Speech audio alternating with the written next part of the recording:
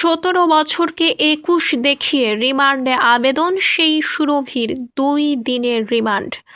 Blackmail মামলা, বাণিজ্য ও প্রতারণার অভিযোগে গ্রেফতার আলোচিত জুলাই যোদ্ধা তাহারিমা জান্নাত সুরভিকে 2 দিনের রিমান্ডে নেওয়ার আদেশ দিয়েছেন আদালত।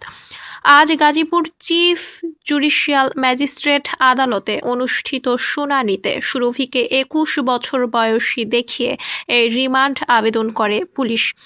তাহরিমা জান্নাত সুরভির জন্ম সনদ অনুযায়ী এখনও 18 বছর পূর্ণ হয়নি তার, কিন্তু পুলিশ বলছে মামলার এজাহারে বাদীর দেওয়া তথ্য অনুযায়ী বয়সের তথ্য রেকর্ড করা হয়েছে। শিশু আইন 2013 অনুযায়ী 18 বছরের কম বয়সী শিশুদের রিমান্ড আবেদনের সুযোগ নেই, এমনকি এমন শিশুদের কারাগারেও থাকার কথা নয়। কিন্তু সুরভির ক্ষেত্রে এটি মানা হয়নি বলে অভিযোগ উঠেছে।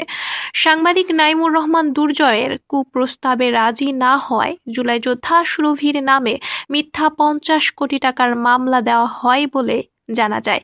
এরপরই সুরভি আজ অভিযোগ করেছে পুলিশকে টাকা না দেওয়ায় তাকে মিথ্যা মামলায় রিমান্ডে নেওয়া হচ্ছে। এ নিয়ে সোশ্যাল মিডিয়ায় সাধারণ মানুষ বাংলাদেশের বিচার ব্যবস্থা নিয়ে প্রশ্ন তুলেছেন।